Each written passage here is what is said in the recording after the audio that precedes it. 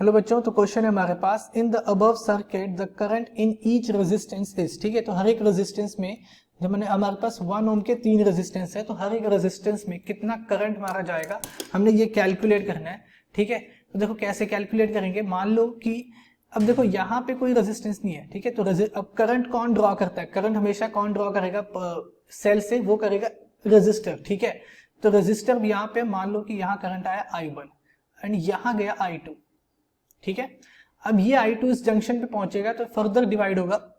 ठीक है, यहां पहुंचा I3 एंड यहां हो गया I2 माइनस I3। ठीक है, इसे मान लो लूप 1, लूप 2 एंड लूप 3। ठीक है, पहली लूप हमने चलाई इस तरह से, देन सेकंड हम इस तरह से चलाएंगे एंड देन थर्ड भी हम इस तरह से ही चलाएंगे। ठीक है, तो पहले लूप में हमने KVL लगाया, KVL इन लूप 1।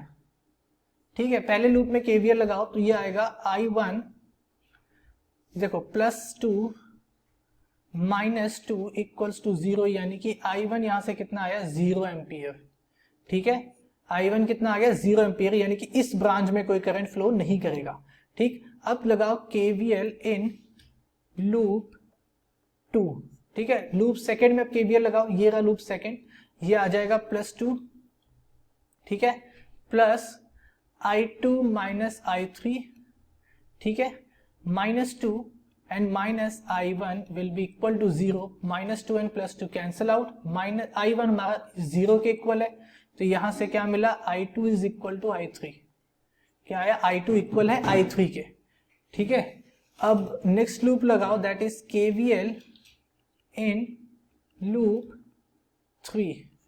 ठीक है, इस लूप में KVL लगाया तो ये हो जाएगा +2 प्लस I1 सॉरी I3। ठीक है, यहाँ पे 1 से मल्टीप्लाई किया तो I3 आ जाएगा -2। ठीक है, minus I2 minus I3 equal to 0। अब I2 एंड I3 इक्वल है, यानी कि ये पूरी टर्म क्या हो जाएगी 0 एंड I1 -2 एंड +2 भी कैंसिल आउट हो गए, तो I3 कितना आया 0 के इक्वल। ठीक है, अब I2 I3 इक्वल थे, यानी कि I2 भी क्या होगा 0 ही होगा। ठीक, तो यानी कि हर एक रेजिस्टेंस के थ्रू करंट कितना होगा 0 एम्पियर ही होगा, तो ऑप्शन ए करेक्ट है। I hope you understand it well. Thank you.